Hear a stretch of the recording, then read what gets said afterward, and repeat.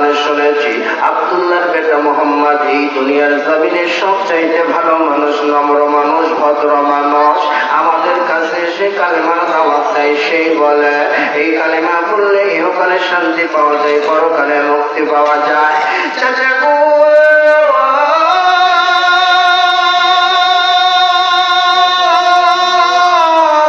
আপনি তো মূর্তির পূজা করেন, আপনি তো সূর্যের পূজা করেন, আপনি বাতাসের পূজা করেন, আপনি গাছের পূজা করেন, এগুলো কাজ হলো শিরকি কাজ। চাচা, এই কাজগুলো করা যাবে না। কালেমা পড়ে মুসলমান আপনি হয়ে যান, ইহকালে শান্তি পাইবেন, পরকালে মুক্তি পাইবেন। এইবার আব্দুল উজ্জা চাচার সম্মুখে জবানে পড়লো কালেমা লা ইলাহা ইল্লাল্লাহ মুহাম্মাদুর রাসূলুল্লাহ। এইবার আব্দুল উজ্জার চাচা আব্দুল উজ্জার প্রতি চরম রাগান্বিত হয়ে গেল। ডাকটা বলেন, ভাতিজা, তুমি যে কালেমা পড়েছো এই পরিণাম কি হতে পারে তুমি কে জানো? তুমি তো কালেমা পড়ে এখনো মুসলমান হয়েছ। আমি তোমার কাছে একটি কথা বলবো, তুমি যে মুসলমান হয়েছো, আমি কিন্তু তোমাকে তোমার বাবার সম্পত্তিও দেব না, আমি তোমার এই বাড়িতে কিন্তু জায়গা দেব না, এই জায়গায় কিন্তু আর থাকতে দেব না।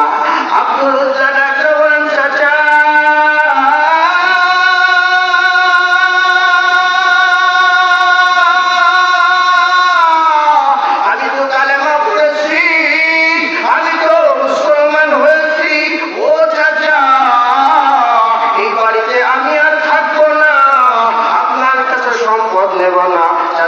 চলে যাব নবীজির দরবারে, আমার যাওয়ার একটু অনুমতি দিয়ে যান। ভাইজান, ইমানের দাবিতে সত্যবাদী কেমন হয় রে বাবা?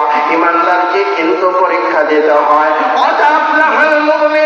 অবশ্যই মুমিনরা সফল, মুমিন বান্দাকে পরীক্ষা দিতে হয়। বন্ধুরা আমার, ভাইরা আমার, এইবার আব্দুল উজ্জা চাচার সম্মুখে বলল, চাচা আপনি থাকেন, আমি এখন নবীজির দরবারে যাব। এইবার আব্দুল উজ্জা ডাকটা বললেন, ভাতিজা রে, তুমি এখন যে নবী মুহাম্মদের কাছে যাইবা, আমার টাকা দিয়ে কিন্তু তোমার এই শরীরের পোশাক ক্রয় করা হয়েছে, এই পোশাক কিন্তু তোমার কিন্তু খুলে দিতে হবে। তো আব্দুল উজ্জা যুবক মানুষ, আমার ভাইরা, আমার বন্ধুরা রে, সঙ্গে সঙ্গে আব্দুল উজ্জা কিন্তু পোশাক খুলে দিল। চাচাকে ডাকতে বলেন, চাচা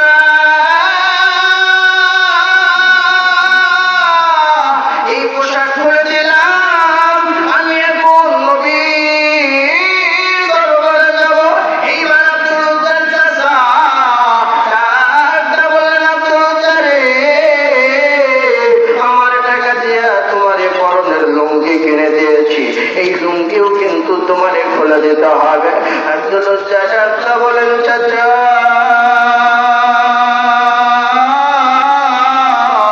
আমি যুবক মানুষ, এই লুঙ্গি কিনা দিলে হয় না। আব্দুল উজ্জা বলেন, চাচা এই লুঙ্গি আমি খুলতে চাই না, এই লুঙ্গিটা আপনি আমার ভিক্ষা দেন, এই লুঙ্গি পরিধান করে নবী মুহাম্মদের কাছে যাব। যুবক বন্ধু,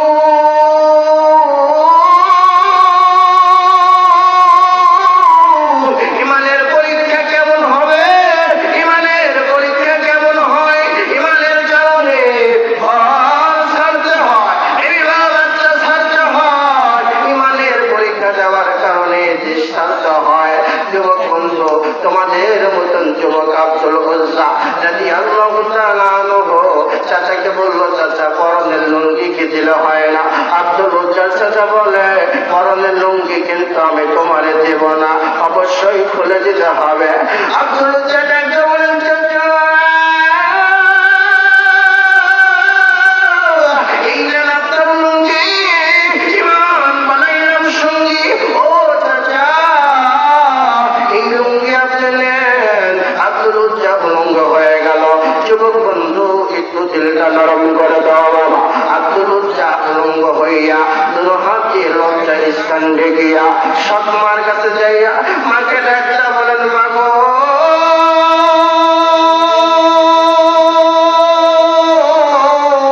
ও মা,